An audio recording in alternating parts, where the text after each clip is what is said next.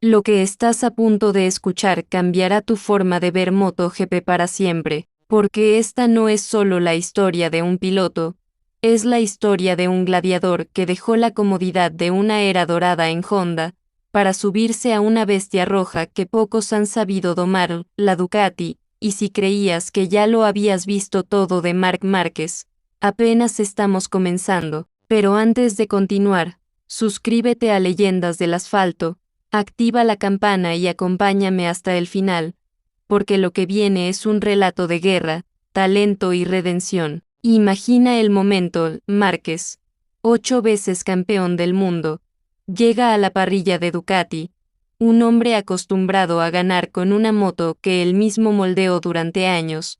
Ahora debía enfrentarse al monstruo italiano que muchos describen como indomable, excesivamente agresivo en la entrega de potencia, brutal en recta pero con un carácter que había quebrado a más de un piloto, y ahí estaba él, el niño prodigio convertido en veterano, con cicatrices en el cuerpo y en el alma, pero con esa mirada desafiante que siempre deja claro que aún no ha dicho su última palabra, sería capaz de controlar la Ducati, o terminaría siendo devorado por ella. Como tantos antes que lo intentaron, la tensión en el paddock era palpable. Rivales de toda la vida lo miraban con una mezcla de respeto y miedo, porque sabían que un Márquez con una Ducati en sus manos podía cambiar la historia del campeonato. El primer obstáculo no vino de la pista, sino del mismo box de Ducati. Marc Márquez no llegaba como un novato, llegaba como un rey destronado dispuesto a recuperar su corona, y eso generó incomodidad en un equipo donde ya existían jerarquías muy marcadas. Pecco Bagnaia, el bicampeón, era el heredero natural, el hombre que había devuelto a Ducati la gloria tras años de sequía, pero de pronto, aquel reino se veía invadido por un guerrero capaz de alterar el orden establecido. Desde los test iniciales, la tensión se respiraba en el aire. Bagnaia no lo decía públicamente, pero dentro de su círculo íntimo sabía que Márquez no había llegado para ser un escudero. Mientras tanto, Jorge Martín, conocido por su agresividad y su ambición sin límites, veía en la llegada de Marc un obstáculo para sus propios sueños de ser campeón, y al fondo, Bastianini, con su estilo callado pero efectivo, tampoco estaba dispuesto a ceder terreno. En Ducati, los egos eran tan potentes como los motores. Cada salida a pistas se convertía en un mensaje, adelantamientos al límite, miradas frías en la sala de prensa, declaraciones sutiles que escondían guerra abierta, y entre todo eso, Márquez se mantenía fiel a su estilo, sonrisa socarrona, frases cortas, pero un fuego en los ojos que recordaba a todos que él no compite para figurar, compite para ganar. El campeonato aún no había arrancado, y ya se hablaba de lo inevitable. Una tormenta roja estaba por desatarse, y Marc era el epicentro. La primera carrera de la temporada era mucho más que una simple prueba, era el escenario donde el mundo vería si Márquez podía bailar con la Ducati. Desde la clasificación, quedó claro que la bestia roja no era un caballo fácil de domar. La moto exigía precisión quirúrgica en la entrada de curva y una brutalidad controlada en la salida. Cualquier error y el piloto era escupido fuera del asiento. En las primeras vueltas, el público contuvo la respiración. Marc, acostumbrado a forzar hasta lo imposible con la Honda, jugaba con un filo nuevo, debía reeducar su instinto sin perder su esencia. Y entonces llegó el primer momento de novela, en la curva más rápida del circuito. La Ducati le lanzó un latigazo que pudo acabar en desastre. Cualquier otro piloto habría salido volando, pero Márquez, con esos reflejos felinos que parecen imposibles de explicar, salvó la caída con un gesto acrobático. La grada explotó. No era solo habilidad. Era un mensaje: sigo aquí, y esta moto no me va a doblegar. Ese mismo día también llegaron los primeros adelantamientos, marca de la casa, arriesgados, casi suicidas, de esos que dejan a los rivales mirando incrédulos. Bagnaia ya lo sabía, Martín lo sabía, Mark no había venido a pasearse ni a rendirse al poder establecido. El podio no llegó esa vez, pero la semilla ya estaba plantada. El mundo entero entendió que la unión entre Márquez y Ducati no sería tranquila, sería tormentosa, peligrosa y sobre todo, inolvidable. La primera gran prueba de fuego llegó en Le Mans. Márquez y Alex Márquez compartían pista, pero no corazón. La tensión entre hermanos era palpable, como si cada curva decidiera quién realmente merecía el respeto de la parrilla. Los adelantamientos no eran simples maniobras, eran duelos a muerte, donde un error podía costar todo. En la clasificación, Mark sacó ventaja mínima, pero Alex no se quedó atrás. La carrera empezó eléctrica, Márquez liderando, Alex presionando en cada tramo, los neumáticos chispeando en las frenadas y el público conteniendo la respiración. Cada vuelta era una lucha entre experiencia y ambición, entre sangre y pasión. A mitad de carrera, un contacto casi los hace caer a ambos.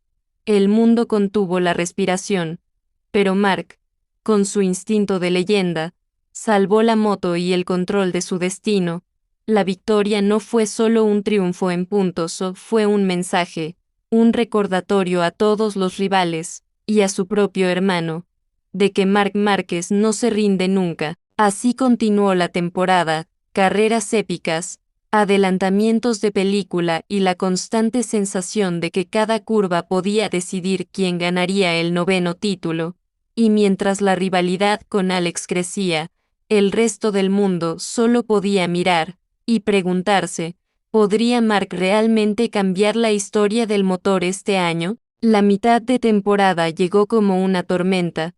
Las primeras victorias habían devuelto la fe a los fans de Márquez.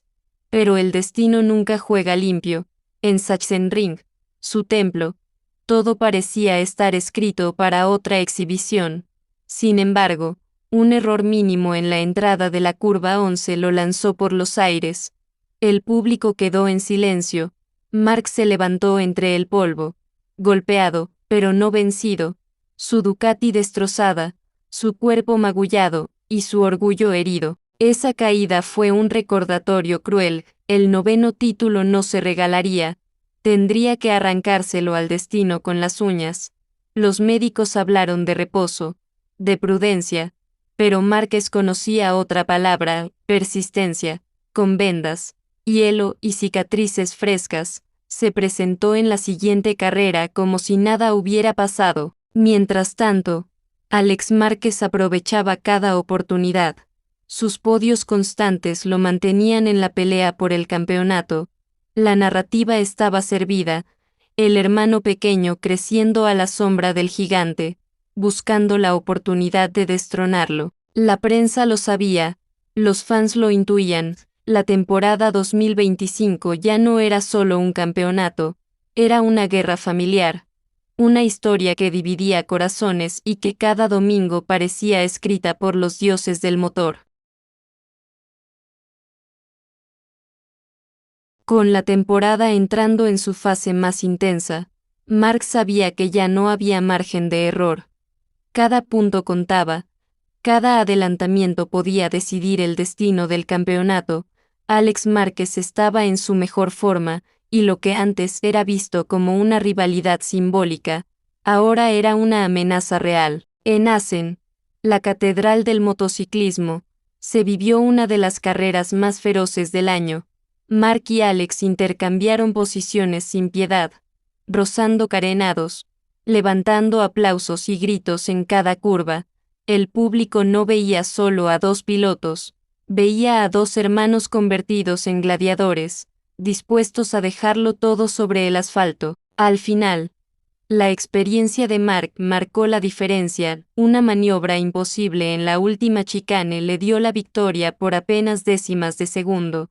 Al cruzar la meta levantó el puño, no solo por el triunfo, sino porque acababa de enviar un mensaje a todo el paddock. El 9º título no sería un regalo, sería una conquista sangrienta, pero la guerra apenas estaba comenzando. y mientras Marc recuperaba el liderato, la sensación era clara: el campeonato 2025 no se iba a decidir en las primeras carreras, se iba a decidir en el último aliento, en la última curva, en el último latido. Con el campeonato acercándose a su desenlace, la tensión era insoportable. Marc ya no corría solo contra sus rivales, corría contra el tiempo, contra su propio cuerpo, y contra la presión de saber que estaba a punto de alcanzar la eternidad con un 9º título. Las últimas carreras fueron un carrusel de emociones. En Misano, Marc aguantó como un veterano, defendiendo cada metro de pista con la sangre fría de un asesino. En cambio, Alex empezó a ceder terreno, pequeños errores en frenadas, neumáticos mal gestionados, y la presión de mantenerse al nivel de su hermano lo fueron relegando. La diferencia entre los dos se hacía más grande, y el sueño del menor de los Márquez empezaba a desvanecerse. La prensa ya lo veía claro: el campeonato 2025 era de Marc. Pero en su mente nada estaba decidido. Cada noche recordaba las caídas, los títulos perdidos, los años en los que la gloria parecía lejana. Sabía que la historia podía torcerse en cualquier curva, que el destino nunca perdona la confianza. Así, la lucha siguió. Marc sumaba podios, victorias y puntos, mientras Alex, con dignidad y coraje, peleaba por mantenerse en el top 10 del campeonato. El contraste era brutal: el hermano mayor acariciaba la gloria, y el pequeño, aunque valiente, ya veía cómo el sueño se escapaba de sus manos. El final se acercaba, y el mundo sabía que algo grande estaba por escribirse. Japón, tierra sagrada para el motociclismo, el Twin Ring de Motegi se vistió de historia en 2025. Era el escenario perfecto. Marc Márquez llegaba con la posibilidad matemática de coronarse campeón del mundo por 9ª vez. Todo el paddock sabía que no era una carrera más, era la cita con el destino. El ambiente era irreal, las banderas ondeaban, los fans japoneses, siempre fieles, esperaban ver al samurái español dar su último golpe. En la parrilla de salida, Marc se acomodó en la Ducati como si hubiese nacido para ese instante. Su mirada lo decía todo: concentración absoluta, cero dudas, solo la certeza de que estaba a un paso de la eternidad. La carrera comenzó con un ritmo brutal. Bagnaia y Martín intentaban arruinarle la fiesta, mientras Alex luchaba más atrás, sin la chispa de las primeras fechas. Cada curva era un recordatorio de lo frágil que es la gloria: un error, y todo podía desmoronarse. Pero Marc no falló. Cada adelantamiento, cada frenada, cada giro, eran poesía mecánica. Cuando la bandera a cuadros cayó, el mundo contuvo la respiración. Marc Márquez cruzaba primero la meta y, con ello, sellaba su 9º campeonato del mundo. La multitud explotó. El paddock entero se inclinó ante él. En Japón, donde los guerreros encuentran su gloria, Marc se transformó en un gigante inmortal. Ese día, el número 93 dejó de ser solo un dorsal, se convirtió en el símbolo de la resistencia, de la lucha y de la eternidad. Marc Márquez no solo conquistó su 9º campeonato mundial, lo hizo en un escenario donde pocos creían que podría volver a ser el titán que fue. Desde Japón, tierra de Honda, la fábrica que lo vio nacer como leyenda, escribió un nuevo capítulo de gloria. Pero ahora vestido de rojo Ducati, la moto que lo transformó en un gigante absoluto. Su victoria no es solo un trofeo más en la vitrina, es una declaración inmortal. Márquez demostró que la edad, las lesiones y las dudas no pesan cuando el espíritu de un guerrero se niega a rendirse. Su nombre se graba al lado de los más grandes, pero con un brillo distinto, el del hombre que cayó y se levantó una y otra vez, hasta volver a la cima. Mientras tanto, su hermano Alex Márquez, cerrando en la 6ª posición del campeonato, queda como reflejo del sacrificio, del esfuerzo silencioso que muchas veces no recibe gloria, pero que forma parte de esta historia de sangre, familia y carreras. Hoy, el MotoGP cambia para siempre. La era Márquez se alarga, se expande y se hace eterna. Ya no hablamos solo de un campeón, hablamos de un mito viviente, de un coloso que desafió al destino. Y ahora, la pregunta que queda en el aire es para nosotros, los que presenciamos esta hazaña. ¿Qué significa ser testigos de la historia? Tal vez, que algún día podamos decir con orgullo, yo vi correr a Marc Márquez, yo vi al gigante que cambió el motociclismo para siempre. Si llegaste hasta aquí, es porque vives esta pasión igual que nosotros. Dale like, suscríbete y activa la campanita para que no te pierdas ninguna de estas historias que hacen grande al motociclismo. Esto es Leyendas del Asfalto, y juntos seguiremos escribiendo la historia del MotoGP.